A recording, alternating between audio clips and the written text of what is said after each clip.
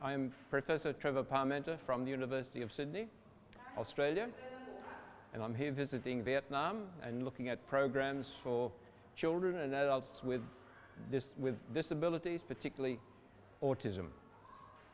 Some people call autism the autism spectrum or an autism spectrum disorder. And it's been a privilege to visit Hanoi and to see programs, particularly the one we're seeing this morning. This is a very important venture, and the people organising the program, Mr. Viet, to be congratulated on their energy, their foresight, and their ability to help children who come here initially with many disturbed behaviours. And the transformation program, I think that is the word I hear very frequently when we talk about this particular program. Transformational. It transforms children who have severe challenging behaviours, and they enjoy coming, they enjoy living here. I've been watching their activities, their balancing acts, and using motion and movement and vibration to stimulate their senses and to give them a feeling of achievement. I think that is the greatest sign that I've seen, the feeling of achievement that they are demonstrating. I also see that they're very calm. I've never seen so many people sitting down to lunch, just as we've observed, quietly having their meals. I could imagine prior to coming here that they would be very agitated. They would be throwing their food. They would be standing up and walking around. But what do we see here?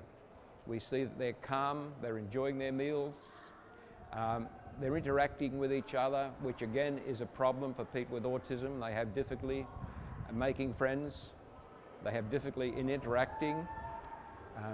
They sometimes have difficulty in being held or touched. And here I've observed all their behaviours which are just like normal people. And this is a tremendous sign of the value of the program.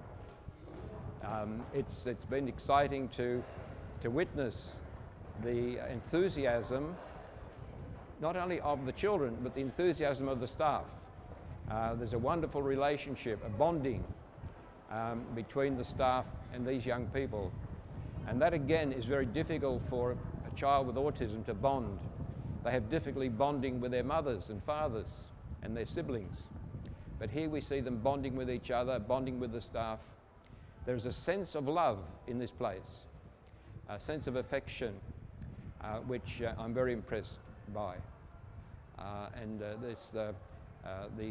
Viet, the manager of the program, the creator of the program, is to be congratulated for helping these children lead what we would say in the literature, in our textbooks, we talk about improving their quality of life.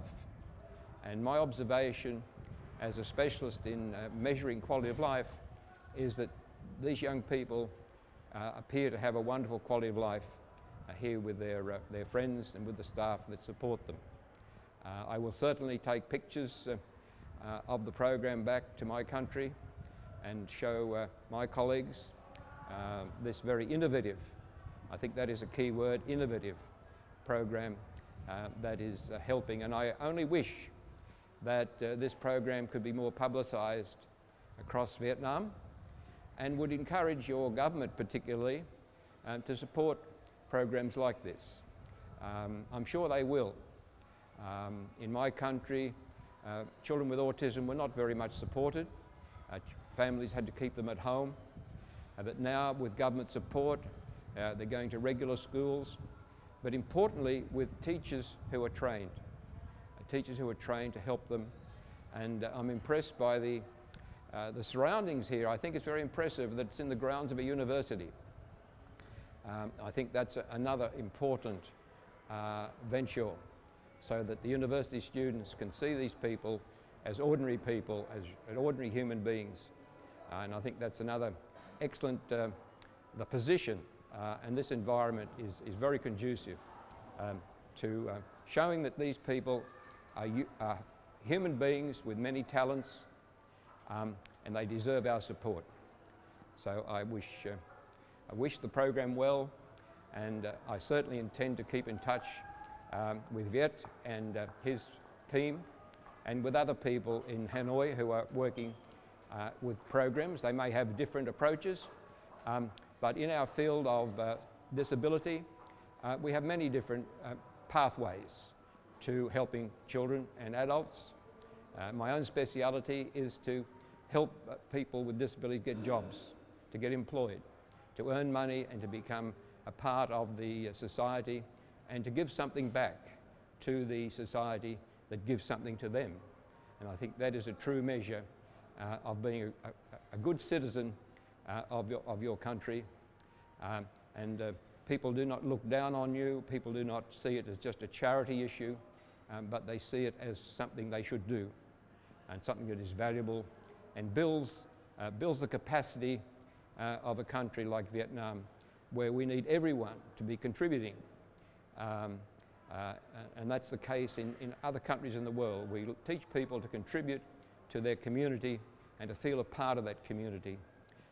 So it makes good economic sense to support people with disabilities to become independent and to lead good lives, happy lives, and to contribute to the best of their ability to the welfare of their country. So thank you very much for asking me to speak to you this morning. And again, congratulations for this wonderful program, which could be a model for other people. I have the privilege to travel often to many other countries. I've been a president of international associations that take me to many, many countries. And coming to Vietnam, as I have done for the last 5, 6, 7 years, I have seen a slow growth in the way the country is supporting people with disabilities. I compare the way countries help people with disabilities to a journey. Every country is on its own journey. In my country, we have some very excellent facilities, but we still have more work to do. I perceive in this country that you also have made great improvements, great support, but the journey is only beginning. We're all on the same journey, and there's a commonality of purpose right across the world, and that is to respect people with disabilities as full citizens. But it's our role, those of us that research and teach, the carers, the parents, our role together is to help bring those people to the best of their capacity, or as we sometimes say, to the best of their potential. So in comparison to other countries, I would say Vietnam is on the journey. It's a very positive journey. And my hope is that we can share in learning from you. I think that is the important thing in our work. We have to share and learn what other places are doing. And we can then copy some of the principles and practices. And that's why I'm here, to learn what you're doing and to see how great some of your work is. And I can take that back to my country, and we can keep talking. We can keep talking through Skype, through the internet, and through mutual visits to each other's programs. And I would hope that my presence here this week in Vietnam, talking to a lot of agencies in the area of autism, that I can connect your programs to programs in my country, and so that we can build the capacity of each other. One of the features of the program here that Mr. Viet and his team are promoting is to use movement and balance and vibration to help when the child comes here first with many disorders. This helps them to be quieter and leads them to have a much better inward self-concept. They feel more confident, and that has led to them being able to speak more, because not being able to speak is another feature of autism. and so their speaking and their understanding is improving. But the motor skills, the exercises are opening new doors to their intellectual growth. And that is what's really happening in a psychological sense. These programs are opening new doors in their brain, new pathways, emotionally and neurally.